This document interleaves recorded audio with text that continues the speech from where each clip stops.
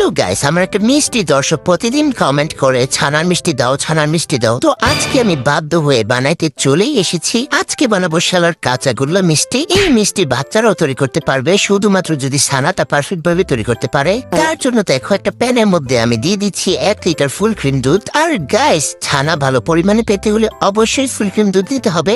তো দেখতেই পাচ্ছ অনবরত নেড়ে চেড়ে আমি জাস্ট একটা বলক তুলে নিয়েছি। এবার এখানে 2 টেবিল চামচ ভিনেগারের সাথে 2 টেবিল চামচ পানি মিশিয়ে রেখেছিলাম, সেটা অল্প অল্প করে দিব আর নাড়বো। তাহলে দেখবা কি সুন্দর ছানাটা কাটতে শুরু করবে। দেখেছো গাইস কি সুন্দর হয়েছে। এখন কিন্তু বেশিক্ষণ রাখা যাবে না, তাহলে ছানা আবার শক্ত হয়ে যাবে। তাই এখানে নর্মাল পানি ঢেলে দিছি যাতে ছানাটা ওভারহিট না হয়। এখন একটা ছাকনির মধ্যে পাতলা সুতি কাপড় বিছায় ওই যে ছানাটারে ঢেলে দিব। তারপর দেখো ঠান্ডা পানি ইচ্ছা মতো দিয়ে ঠান্ডা করে নিতে হইব।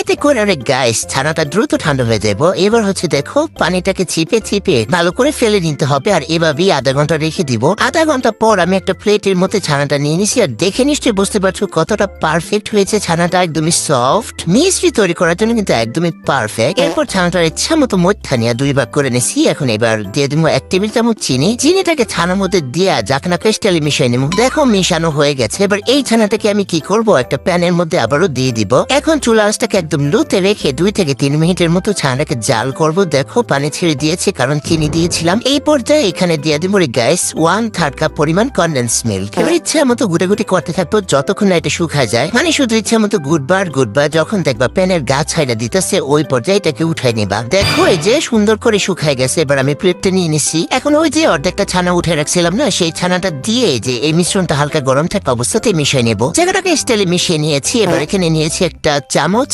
এই চামচটা দিয়ে আমি সমান করে সবগুলা মিষ্টি বানাবো, কারণ এটা আমার ইচ্ছা। তোমরা তোমাদের ইচ্ছা মতো বানাই নিবা। এই যে একটা করে বানাবো আর হচ্ছে মাওয়ার মধ্যে গড়াই নেবো। তোমরা চাইলে গুঁড়া দুধের মধ্যে গড়াই নিতে পারো রে গাইস। তো দেখো আরো একটা মিষ্টি বানিয়ে নিচ্ছি আর গড়াই নিচ্ছি। কত সহজ তাই না বলো? এই মিষ্টি বানানো যেমন সহজ আর খাইতেও কিন্তু অনেক বেশি মজা। তো দেখো জাকানাকে স্টাইলে সবগুলো কাঁচাগুলো বানাই নিচ্ছি। মাত্র কয়টা মিষ্টি হয়েছে, শালার খাইয়ে কি মন ভরবে?